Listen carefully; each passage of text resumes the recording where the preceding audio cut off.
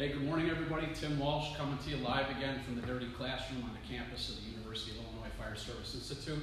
Today I'm joined by Richie Stack, a company officer in the city of Chicago. That's going to be our topic today, first responder on the scene, first company on the scene. I have some information to go over with you just to let you know where we're going this week for direction-wise. On Friday, Lieutenant Chris Downey, who's our hazmat program manager, we'll be talking to you about PPE considerations, same time, 11:30 Central Time. Then on the following Monday, Chief Dan Ellis from the Office of Emergency Management and Communications will be talking to you about collaborative plans, how to stand up overview documents, also at 11:30. And then on the following Wednesday, April 1st, Chief Jim Moore will be talking to you about resiliency and the mental health aspects. He'll also be joined by Dr. Cody Todd, an in-service psychology professor, so we can answer your questions there. The way that we're directing the series now is we're putting people on the street, in-service professionals that are boots on the ground responding to the virus just like you are, so that we have people that are actually in the service responding to your questions and working with you. Some of the websites that we'll be working off of is the IFSI portal for the COVID-19 response. You can go there and it links us to many of the other websites that we'll be talking about today. Also, we've instituted an email page for you to ask us questions offline so that we can get you answers. That's what we're here for. And it's fsi.COVID-19 questions at illinois.edu, and we'll post it on the Facebook page in a minute. So don't ask me to repeat it because I don't want to tie up your time repeating an email address. Please start submitting questions for Richie and I. We'll work through the process today. We want your involvement. We want you to participate. We're here for you, the responders that are working out in the street in the state of Illinois and all across the country. So without any further hesitation, let's get Richie on board. Rich? Thanks, Tim. Let's go ahead and start. Hi, my name is Rich Stack, and as Tim said, I'm an instructor here at the Illinois Fire Service Institute. I'm also a regional rep for the North Central area for the IFSI. I'm also a relief lieutenant in the 5th District in the Chicago Fire Department. Today, what we're going to talk about is company officers' duties and responsibilities during COVID-19 response. Now, by far, I'm not an expert. A lot of this information is shared information. A lot of great resources out there. I know that Tim Walsh and Bob Hoff talked about them the other day when they were here. Some of those are the IFSI portal, Illinois Fire Chiefs Association, International Fire Chiefs Association, IDPHCs. I mean, there's so many, and Tim will review them later, but a lot of this information has come from there, as well as experience in how we're actually dealing with these things out in the field. Today, what we're going to try to cover is kind of an overview where we're going with this. We're going to talk about officers and firefighters' duties and responsibilities before shift, during the shift, and or at the firehouse, because if you're a volunteer, there's not a before the shift time. It's when you get to the firehouse. On the call or run, depending if you call it a run or a call, after the call or run, and then after shift. But what we're also going to talk about is the 5 categories that you as a company officer have to worry about. Yourself, but you're included with your firefighters, your apparatus, your firehouse, your family, and the public. So pretty much we're going to talk about each of these categories as we go across the board and then work our way down to each topic and go across to each section. So let's start with that. Let's talk about, first off, firefighters and officers before shift in PPE. What is that? What is the PPE for COVID-19? A lot of people think that we should be wearing our structural fire gear. Not necessarily. Can you? 100%. Not really the thing to be wearing. We like to see you wear as appropriate PPE is gown, gloves, mask, N95 mask, and also a face shield if needed. Okay? So before shift, do I have that stuff? Do I have it at home with me? Do I have it at the firehouse? Is it there? Is it stuff that I already thought about prior to going to work? And I need to think about, if I don't have it, where do I get those resources from? Before shift, your apparatus, just before you go to the firehouse, knowing if that company's done anything, have they gone on any types of runs or calls that would affect how we respond when we get into work the next day. Apparatus and equipment, this is kind of a unique thing before shift for the volunteer world and part-time world compared to some departments that are full-time. Why is that? At a house that has a normal roll call every morning, it's real easy to do a lot of this stuff. It's not really easy to do this in the volunteer world. You have to be adaptable to make it work for you. And we're going to talk about some of those things as we go on.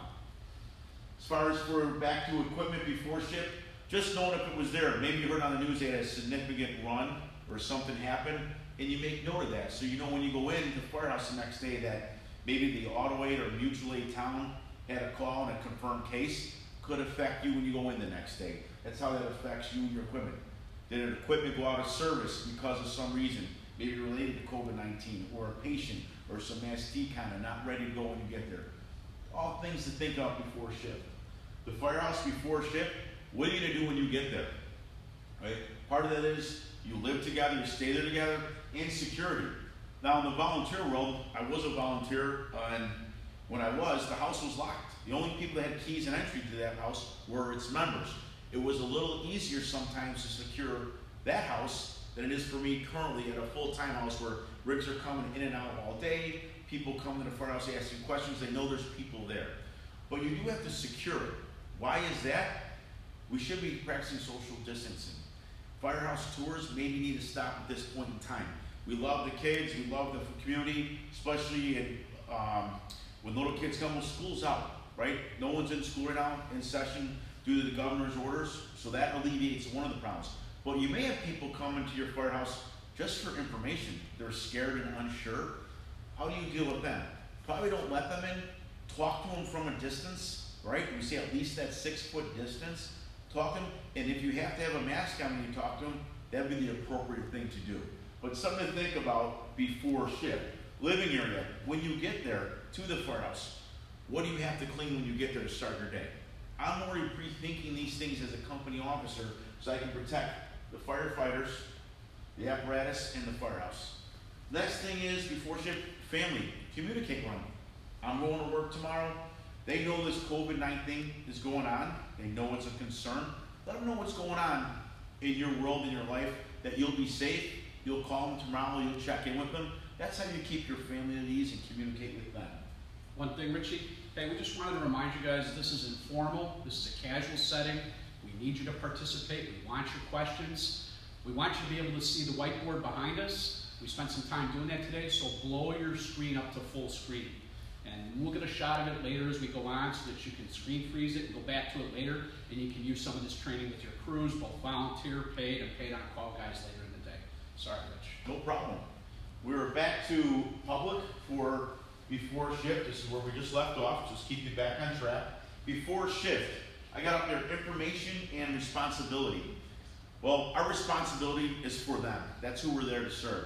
So the best thing you do as a company officer is prepare, plan, and educate yourself. There's some great resources and websites out there, and they're all attached to our iAppSite portal, and those are things you can go reference for important information on what our decon, clothing, signs and stuff, you name it. Great place to kind of educate yourself prior to your shift or going on a call. Information, the best thing I do is educate myself as a company officer so I can educate my department, my members, my family, and the public. And the public's going to look to you for questions and answers. So that's the first line as far as before shift. Okay? Let's talk about the next line. During shift or at the firehouse. As I talk about during shift and at the firehouse, I'm going to transition back and forth between full-time, always someone at the firehouse, to volunteer or part-time. We're responding from home, our own apparatus, our own cars, I should say, responding to the firehouse and going to a call as compared to always there. So let's start with the first one. During shift and at the firehouse. 2 things up here. One thing you're going to hear a lot throughout our categories is social distancing. It's important to keep a respectful distance from each other. Your family at home, you should be kind of exercising that as well. Well, you should be exercising that at the firehouse. Now, it's easy to do in the volunteer world because no one's there until you get a run, maybe. Now, when is someone there? I know in the volunteer world, we had rig checks. We had a weekly check that you had to do on the apparatus. So I'd show up, someone else may have been at the firehouse, no one may have been there, and I checked the rig myself, went through it. Well, if someone shows up, respect each other's distance and maybe talk about it. Don't shake the hands, don't do the fist bump, just keep a safe distance away, just to be precautionary. That'd be a healthy and wise thing to do. Plan of the day. Now this one's tough. Let's talk about full-time career departments, okay? Plan of the day. What is your plan for today? how you're gonna respond to COVID-19 calls. So let me give you what that looks like. First plan of the day is, does everyone have the appropriate equipment? Now, we're gonna look and see everyone has a proper PPE for structural firefighting, but how about COVID-19? Do you have your own mask, box of gloves, spare mask if needed, or alternative plans to make and maybe extend your mask life? And we'll talk about putting a surgical mask over the N95 mask to extend the life of it. We'll get to that. So have a plan for the day. I also am going to have a plan for a day on a run or a call, and we'll get to that in the next category. Far as apparatus, during shift, when I come in, we have to clean our equipment, just like you do after a run. If you get done with a fire, you go back and you don't clean your axe, shame on you. Well, shame on you if you don't go back to the firehouse today and clean vital areas. What are those? Anything our hands and we physically touch is one. Doorknobs, handles, phone receivers, TV remotes, handles, countertops, anything you're going to touch, clean at the beginning of your shift. I'm sure the other shift did it before. How does that work? How does that work in the volunteer world? When you go to the firehouse to do your rig check, maybe part of your rig check is you are assigned an area of the firehouse to clean when you're there. The bathroom, the kitchen, the office or watchtower, along with your apparatus check.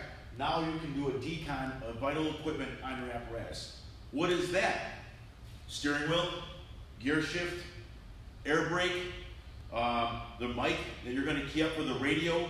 If you have a terminal in your computer or a terminal in your rig that you're operating from en route, return orders, wipe that down.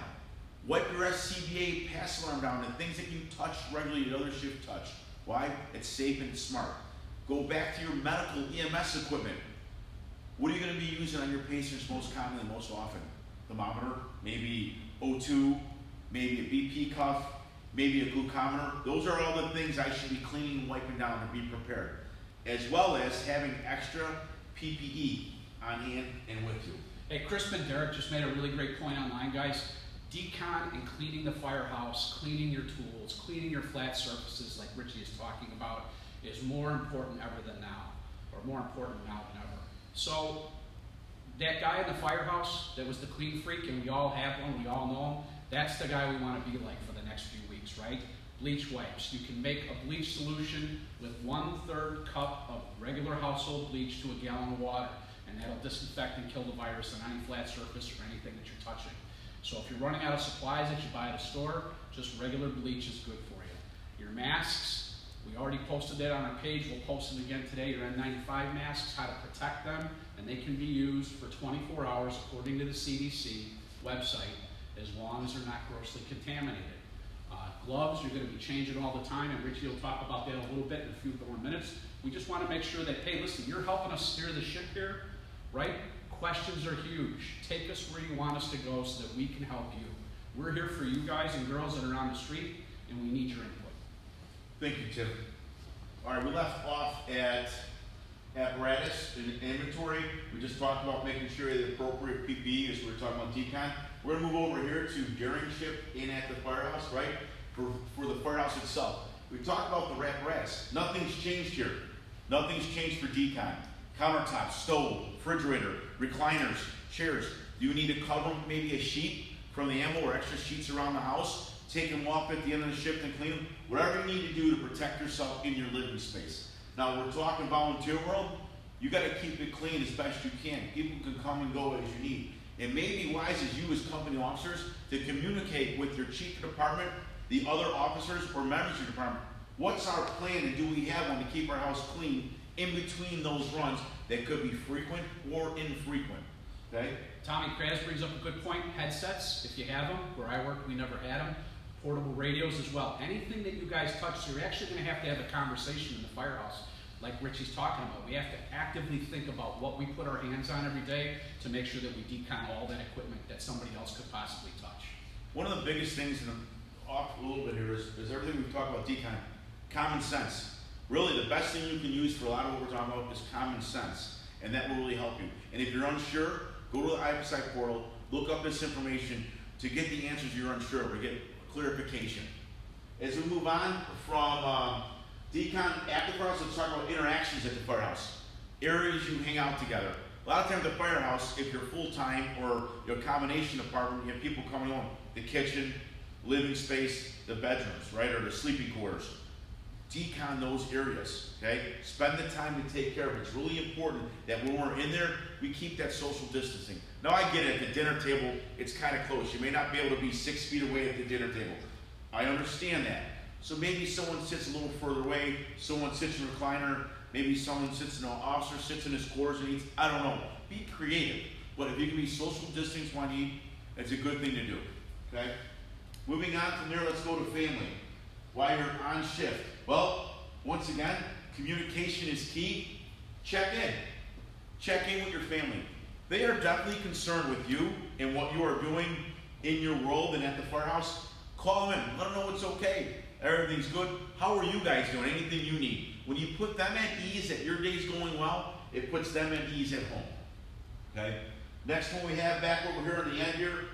During shift at the firehouse, as it relates to the public, be direct with your resources, right? Let them know what you have to tell them. Educate yourself. Don't give them false information. Don't make up stuff. Tell them the facts. That's all there is to. You could also direct them to our website, to the portal for information. Any public person could go to IPSI's website, go to the portal. If that's an easier place to find all these websites in one generalized local location. We just got some information that Motorola has kicked out some information, and we'll link that up later today when we're done, about how to clean your portable radios with alcohol-based solutions. Also make sure your SCBAs and MMRs are disinfected every morning. There are some fire departments across the country that are going to SCBA now, besides the N95, and we'll cover that Friday with Lieutenant Chris Downey from Decatur about appropriate PEP considerations. Okay, we're back. So we finished before shift, covering all 5 categories. We finished during shift or at the firehouse, all those 5. Now we're here on a call or run. Okay, so first thing, we're talking about firefighters and company officers. Let's talk about PPE. You as a company officer, make sure your people are wearing it. I get it. It looks dorky. It's uncomfortable. It's stupid. I understand. But know what's stupid or know what's uncomfortable or know what's awkward is one of your family members or loved ones gets sick, or your crew, because we didn't follow safety precautions and procedures. No reason for it. If you have little kids at home, wife's pregnant, elderly people that live with you, maybe your in-laws or something like that, or your grandparents, why not protect them and protect yourself? Very important. So the first thing you have here is PPE. This is for everybody, everyone across the world, every department, doesn't matter where you work. Next we're going to talk about personnel response. When you get on a scene of an incident, okay, how do you respond? I know for us in my department, only 2 people are going into a house. And they're only going in if need be. If I can direct them to come out from outside, to come out of the house and be out in the fresh air, away from us going in their home, I encourage that. That's something you should do. Get them to come out and wait for the appropriate apparatus. What I mean by that is, I'm a volunteer. I pull up in my car. Well, in your car for PPE, did you have a mask, a gown, gloves, face shield? Maybe not. If you can't afford a gown, your department's got tough on. Do you have a rain poncho, a plastic one? Can you put that over you as a barrier? 100%. You may have to be creative in what you need for PPE as resources and supplies get low. If you don't have a mask in 95, at least put a bandana or something over your face to protect it, and glasses. Something you're going to need to do to protect yourself as PPE, especially if you're responding for and out of your car. Okay? I know as a volunteer, a lot of times we respond directly to the scene if we were closer, and the other volunteers went to the firehouse and brought the apparatus. As far as for personnel going in, go up to the door with all your equipment on, ask some questions. Why are we here? The call taker information may not be accurate. It may be misinformation. Some people will say, instead of saying I'm not feeling good, I fell out of my bed, I need help. Well, when you get there, you find they fell out of bed and need help, but they're sick. So you need to ask some important and pertinent questions, meaning, when's the last time you left your home? When's the last time someone came to see me? Have you traveled anywhere recently? Have you left your home at any time recently and been out throughout the neighborhood? Those are some things, at least from the initial door threshold before I go in. With that being said, once we get those questions answered and we feel comfortable, then I can actually go into the residence. Send my EMT, my medic in, or myself if it's just me at that point. If there's questions that, like, say a red flag, like, I have a fever, I think, I'm coughing, I don't feel well. Keep them where they're at then until an ambulance gets on the scene and get fully gowned up, dressed up, and they can go in and bring them out as needed. Don't overextend yourself or you should or your crew. Ask these questions to get clarification if this is really a bona fide COVID-19 incident. One thing, Rich. So somebody brought up a couple of great points we wanted to cover with you. On the COVID-19 Corona website from the CDC, you can Google that now, it's on our portal if you can't find it. It has dispatch protocols. So most fire departments across the country that are seeing a rise in cases have changed their dispatch protocols. The CDC has provided some guidance there, so you can go to that for your local area to make sure that we're not sending in as many people as Rich was talking about earlier. And then another point that was made, the engineer or the driver of any piece of apparatus, including your personal vehicle, make sure that you decon your personal vehicle, make sure you decon your driving area space on a daily basis, especially before and after shift change and as you move through. And Rich will talk about double gloving coming up in a couple minutes so that we can alleviate some of those problems on the street. As we're talking here with questions to ask, and Tim just brought up now, if you're operating out of your personal vehicle in a volunteer world, okay, you want to keep that stuff in a plastic bag. Your gloves, your mask, face shield if you have it, maybe even a surgical mask to put over the N95 mask to extend its life, and then a gown if you have it. If you don't have a gown, that throwaway $5 poncho you buy at a store, at a dollar store. It's something to protect you, okay? With that being said, once you use your mask, once you use that N95 mask, we recommend you put it in a paper bag. Why? We don't want it to be in a plastic bag sealed after you use it and maybe allow a warm or enclosed environment to fester or harbor any other germs or not to clear it out. So when you're done with your N95 mask and things like that, put it in a paper bag, close it up so it can air out, but in a paper bag away from other contaminants, okay? So that's an important thing to know. As far as the gloves, those are things that are disposable appropriately. In the biohazard bag, in the garbage, where you would. Don't leave it in your car. Don't leave it on the fire apparatus. Because it's really important that when we're done with this call, when we get back after on, that you decon everything you just were in, okay? A lot of that stuff that Richie's talking about too is covered on the CDC website. That's the guidance we're using. And then a lot of the stuff that we're talking about, comments that we're getting, is all communication issues, right? Are we communicating with dispatch? Are we asking proper questions? You kind of got to be like that guy we all know at the firehouse. If the radio channel isn't busy, make sure dispatch is giving you good information. Our dispatchers are our lifeblood. They give us great information, but maybe they're not thinking about something that we're thinking about. So make sure that the communication lines between dispatch, between the people that you're working with, up and down the chain, no formal chain of command, communicate with each other, talk, have a plan. Before I move on, positioning the other comments won't take long. As we're talking about questions to ask, if you have a dispatch center, great. What if your ambulance service is contracted? You respond to the firehouse from home, get the apparatus, go live on the call or go on the scene, and your ammo is a contracted ambulance service. Do you talk to them? It's important that we talk to each oncoming, offgoing shift at our departments within the firehouse. In the volunteer world, no one's an ongoing, offgoing shift. So how do we do that? You may have to call that ambulance service and say, hey, if you have any COVID-19 cases and or responses or possibles of exposure, notify us. How about auto and mutual aid? A lot of ambulance will go to multiple towns, or you may respond to the other town with your own ambulance, even if you are a volunteer. The ambulance may operate outside or inside your own firehouse. So if that's said, any COVID-19 case, document it and communicate it with the other personnel within your department that you need to know, as well as members. How about you don't have a case, you have nothing, but that ambulance went to another town and had a COVID case, now they come back into town. Those are things you need to know, and it's really important. So ask these questions, and communication is key as far as protecting yourself, your crew, and your apparatus. Okay? On the call and run positioning, position yourself in an appropriate way. Don't drive down the driveway right to the front door and get there. Stay out in the street or parkway if it's appropriate. Leave a little bit of room or spacing for an ambulance to be in front. Direct police or police personnel, if they're on the scene first, to maybe a little move out of the way. They don't need to be up there first. If it's not a domestic, I would recommend the police stay back. Keep that social distancing.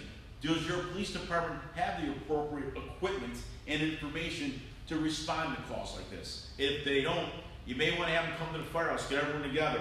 Drill night in the volunteer world was Monday or Tuesday nights. You come to the firehouse. Maybe your drill this week is how we respond to these incidents. You go to these websites, go to IPSI's portal, get this information, get it to your police, your city workers, and any healthcare providers in your area that you may interact with to do business. Moving on, as far as on the call and run, really won't affect much at the firehouse. Probably not much to worry about. Unless there's another company back in quarters, you may have to call back if something happened, give them a heads up. Maybe if you were exposed, hey, we had a funny call. Before we get back, we're going to leave the rig out in the apron. We're going to clean it outside. We're going to strip down in this specific room. And you may have to notify some people, okay? Going on as far as family, on the call or run, probably not much. Let's be honest. If there was one, I can't think of one right now.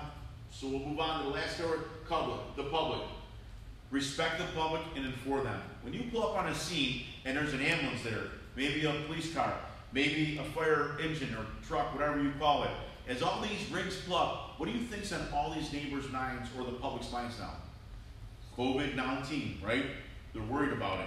So with that being said, just tell them we're here for a medical call. No big deal. Oh, someone wasn't feeling well, or just checking on someone, making sure they're all good. Give them the information that's appropriate, but don't scare them. And tell them, please stay back, keep that social distancing from you. They're going to want to come over and go into the house, especially if it's an elderly person. Sometimes the neighbor helps them or takes care of them. It may be wise to keep them out till we can confirm what's really going on and if there is a possible exposure at this point. Okay? That covers the line here for on the call. What we're going to get to next is after the call or run has been completed. Okay? So after the call and run, a couple things we're going to talk about here: decon, critique, and notify. Okay? So after the call, decon is going to be very important, right? As we get back to the firehouse, we have to get rid of all that stuff that's possibly contaminated. The gloves, face masks we can reuse, but I already said if you were to reuse the N95, it's a real good idea to put a surgical mask over the N95. You can get multiple uses out of your N95. I believe you get up to 5 uses or a 24-hour shift as long as it's heavy decontamination. As far as critique, talk about the run. Was there anything we should have done different? Did we just walk up to the house and go in without following our protocols? Is there something we realized in that call we could do better? Or just let it run on like, all right, if that person had COVID-19, as long as we follow our procedures and protocol, we're in good shape. Nothing to worry about, okay? As far as notify, if you have a bona fide COVID-19 case, who do you notify and why? I would notify if there's a battalion chief, deputy chief, or chief of department, whether it's the full-time department, combination department, or volunteer fire department. You probably want this information to go out. I know within my firehouse, when the oncoming shift comes in, I can notify all them what happened yesterday. I'll be honest, if I had an incident today, I know the officer coming in the next morning, I'm probably going to text him before he comes in, so I'm helping him with his before the shift, what he's going to do. If I'm a volunteer, I'm probably getting back to the firehouse, I'm making a phone call, a text message, or email the chief, the deputy chief, whatever our department protocols are. And if you don't have them, guess what? We ought to start talking about them right now and developing them, because that next call, that page can go off right off today, and that can be the next call we have to respond on. Some of the stuff that we're going to be talking about next week with Danny Ellis is just what Richie's talking about now. So basic overview documents. You need to have phone numbers and email addresses for everybody that you're working with collaboratively on the street. The police department. This is a public health emergency. You need their phone number. IDPH in the state of Illinois and CDC websites. All that information can be pushed out to responders on the street ahead of time. So if they have a real question in real time, you know, we're taking our time on most of these runs. We're not hurrying, and the general public has been awesome. Runs are actually down in the state of Illinois and across the country. Everybody's staying home. They're doing a good job. So we need to help each other. Sorry, Rich. No problem. As we're moving on here, we talk about notify here.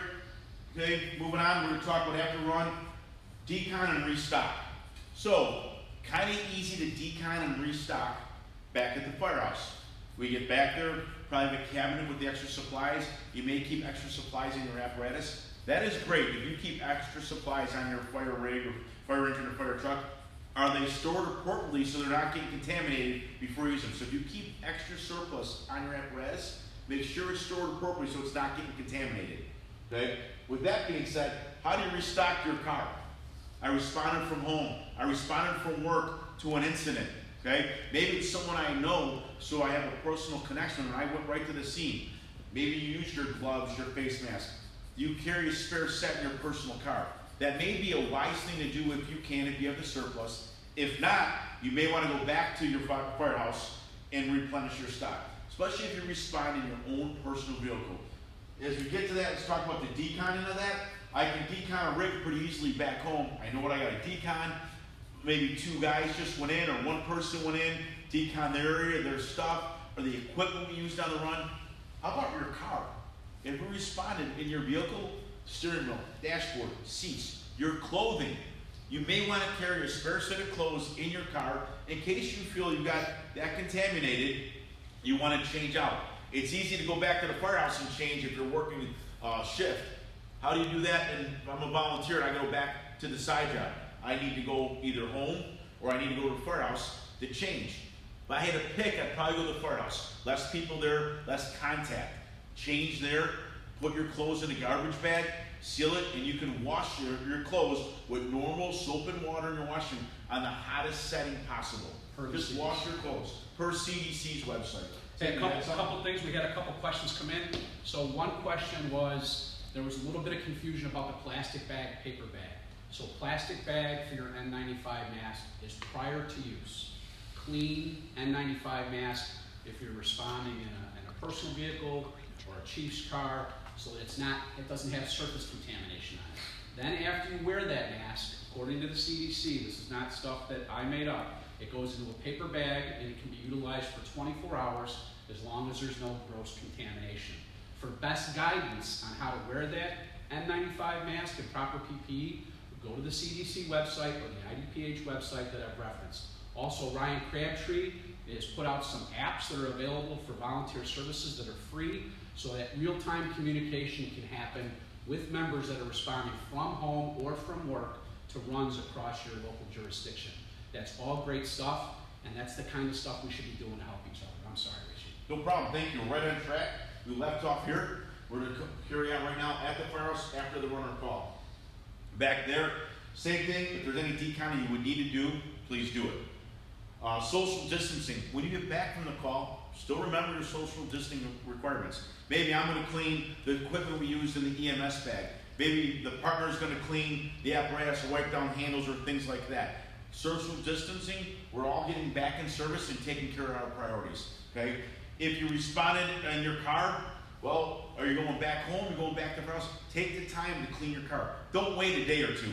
That was a response you went on. Clean it like it was an ambulance that you were in the back of with a patient. As far as protocols, if your department has policies and procedures in place, follow them. Nothing should change with that. They probably have additional ones to deal with COVID-19. Okay? As we move on to after the call, when we talk about family, communicate and decon. Okay? What does that mean after the call? Well, decon at home, this is for a volunteer, right? After I'm done with the call, I bring the rigs back to the station. I go back to work. What do I do with my clothing and how do I decon? Either go to the firehouse and decon, okay? Change my clothes, wash them. That's why it's wise to have a spare set of clothes in your car for this incident. Take a nice shower if need be. If you weren't contaminated, you don't have to do it. Person was just having a stub toe, fell and twisted their ankle. I get it. I would still go in, plan for the worst, but with that being said, I wouldn't probably have to worry about deconning at home in that instance. So use some common sense in deciding this.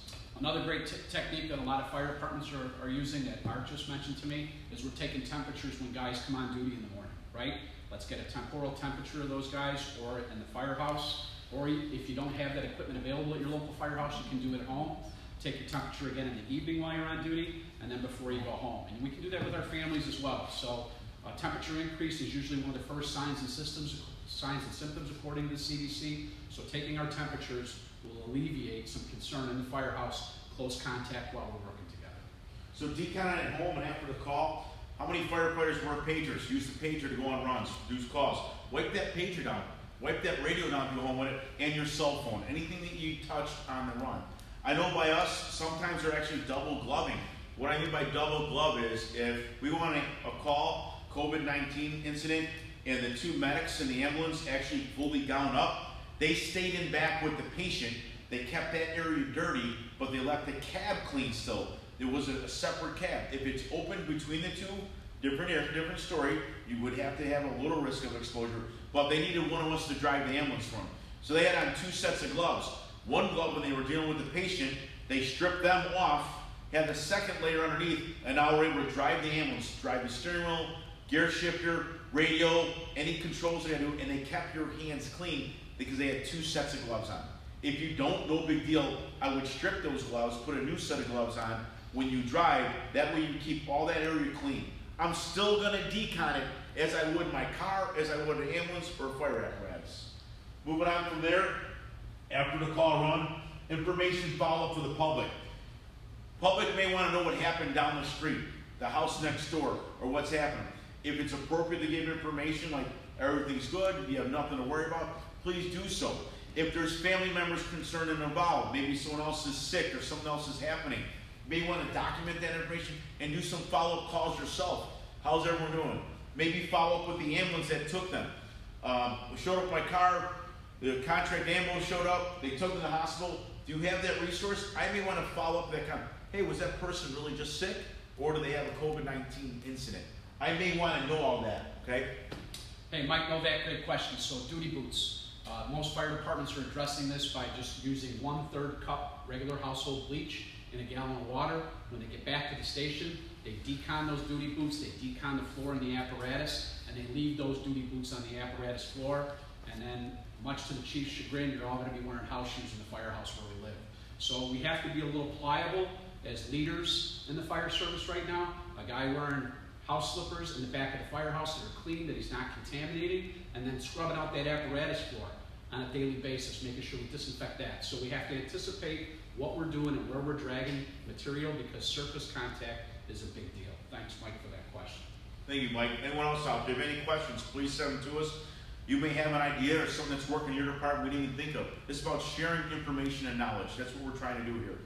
As we move on, we get to the bottom column we have here. We have after shift, okay? What does this look like after the shift, after the tour is done, after the call's done, right? One is communicate, right? Communicate with the off-going shift. What happened today? What happened yesterday? Anything, anything noteworthy that I need to get out there. The other thing is, volunteer world, send out an email, send out information, contact them, anyone that may need to know, hey, we used engine 28 yesterday, possibly had a COVID incident, we deconned it, we cleaned it, it's in service, and there's appropriate PPE on it. That may be something you do for communication. As far as your decon at home or after shift, if you're on a full-time department, you may want to clean up before you get home. Maybe take all your station wear off, wash it, clean it at the station, or at least bag it, and then bring it home and put a different change of clothes on. I'm talking from the boots to the socks, to the pants, to the shirt, everything you wore. If you're a reliever, I'm a relief lieutenant. I go from house to house, or you could go from house to house. You may not sit somewhere. You may have to put stuff in your car. Put it in plastic bags if need be. Keep your fire gear separate from your other parts of your car. Maybe your trunk, the bed, or in a box, something that keeps it sealed away from the compartment of your car where you're driving as well. As far as social distancing after shift, well, we'll probably do that. We're talking officers and firefighters. You're going to do that anyways, but you just keep saying up there because it's such an important topic to bring up. So what Rich is talking about is the coffee clutch in the morning, right? It's my favorite part of the day at the firehouse, or at least it was, oncoming shift, off-going shift, or as a volunteer like I was with Richie after a call, we make a pot of coffee. Guys, that's got to end, right? You got to have it outside, maybe in the parking lot. You got to stand 6 feet away from each other, and you can still do it, but it can't be at the kitchen table, and it can't be in the firehouse anymore. Obviously, out on the bay floor, if it's inclement or there's issues, but we need to be smart about the way we do that. And that's hard for us, right? Because we're all personable people. We want to talk to each other, but we need to communicate in a different way. We're still communicating, we're just doing it differently. throw some ideas at you for communicating a different way. Corporate world's probably experiencing this now. You have that bond, that connection with each other in the fire service. We're brothers and sisters, we're family, right? So how? I gotta keep social distancing, right? I gotta keep that social distancing. So maybe we FaceTime each other.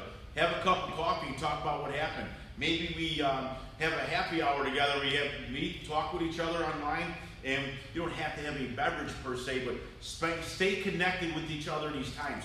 I know a lot of times after a drill night, we'd all hang out at the firehouse. Well, right now, you may not be able to do that. So instead of hanging out after a drill night at the local volley department, maybe you go home, go on your ways. Maybe we do a FaceTime, group chat, check in on each other, and communicate with each other. That's definitely your responsibility as a company officer, okay? And that's how we deal with that social distancing and keep that contact. As far as after shift, for apparatus, kind of repeat everything we've already talked about. There's nothing that's going to change as far as your decon. We're taking care of inventory and equipment and sharing information and knowledge. At the firehouse, after shift, debrief or exchange of info. This happens in the morning typically with oncoming shift and offgoing shift. Easy to do. If I'm a volunteer world, do you have something set up that an email blasts to all members, or just to company officers, or just to the chief and deputy, and they handle it appropriately? So after shift, if there's any information you have to get out there, anyone you need to debrief, that's the time to do it, and don't forget to do it, okay? As we move on, we talk about family. When you get home after a run, whether it was from your car, from a 24-hour shift or 48-hour, whatever your work schedule is, this routine is regular. Spend time with the family. People are nervous. Their tensions are probably high at home. I know my wife's not really ecstatic that we're home all together all the time. I'm sure my girls are not. Point is, we got to spend time together and find time for each other. Because with everything going on in the world, we need to take a break, de-stress. Don't bring this home with you, literally or mentally. Don't bring it home with you, okay? Spend time, reassure your family. My sister just got married last weekend, and my sister-in-law came. She has 2 little twins at home. She was very nervous, or my family was nervous. What am I doing as a first responder to protect myself? We were maybe going to see each other. They were concerned about me communicating something. What do I have to do? I had to reassure them. We're following these precautions, deconning, PPE, educating, and informing. Last thing we have over there, after shift to the public, social distancing, stay away. Everything we've been talking about. You can go out and walk. You can go out and do things. You can do things at the firehouse. Maybe keep an appropriate distance as needed. Okay? As we're talking about things, there's a couple things I want to wrap up in a conclusion. One, I want to thank you for your time today. You didn't have to listen to us. IFSI is trying to get information out there and help you. And one thing I can't say enough, please check our portal. I like it. It's one-stop shop. You can go there and get a lot of information instead of searching for it.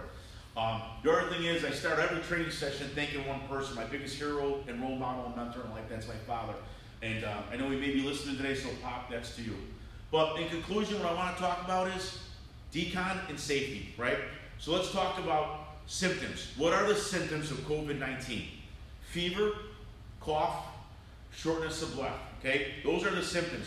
So as you're on your run, as you're beginning your shift with your fire officers, talk about the symptoms and what they are so everyone knows them, okay?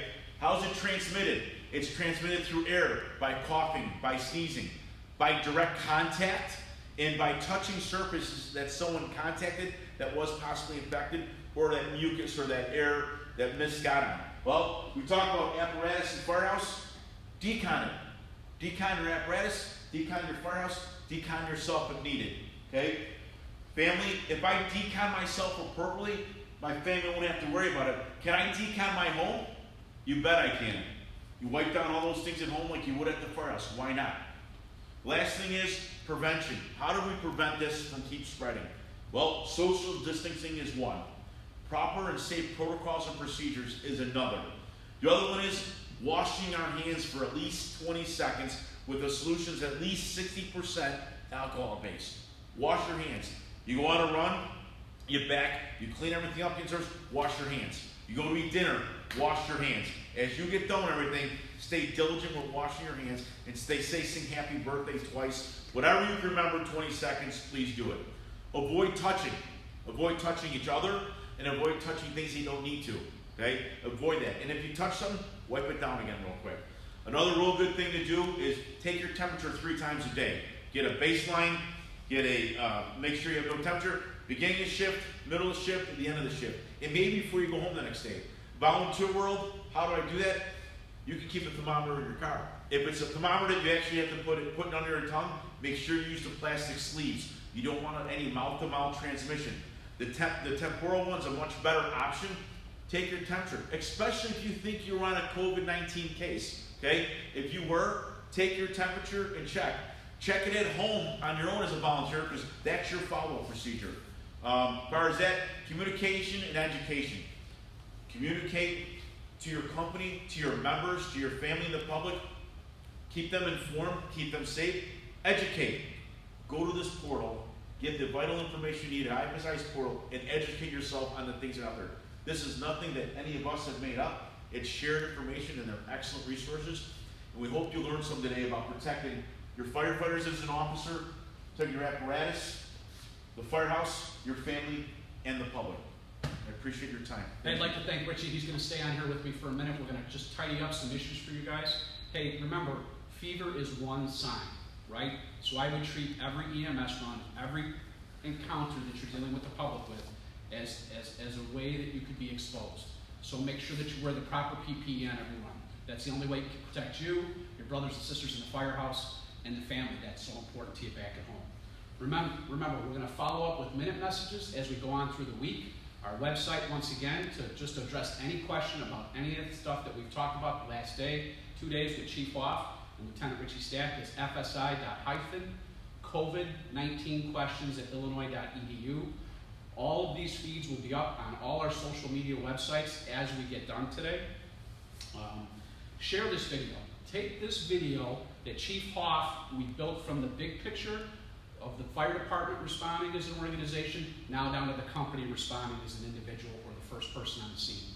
Build your response based upon what we're telling you. And we're telling you information from IDPH, from the CDC. This is not stuff that we're making up that Richie told us before. And lastly, thanks for your support. Please know that IFSI is behind you, the responders, all during this COVID-19 response. Please follow up with Lieutenant Chris Downey and I Friday morning at 11:30, where we'll be talking about PPE considerations. Once again, Danny Ellis and I building collaboration and overview documents on the following Monday on March 30th. And then on March 1st, myself, Chief Jim Moore, and Dr. Cody Todd will be talking about resiliency and mental health along with peer support. So all those times will be at 11:30, as I discussed before. We appreciate you guys being here this morning. Be safe out there. Take care of each other. Thank you.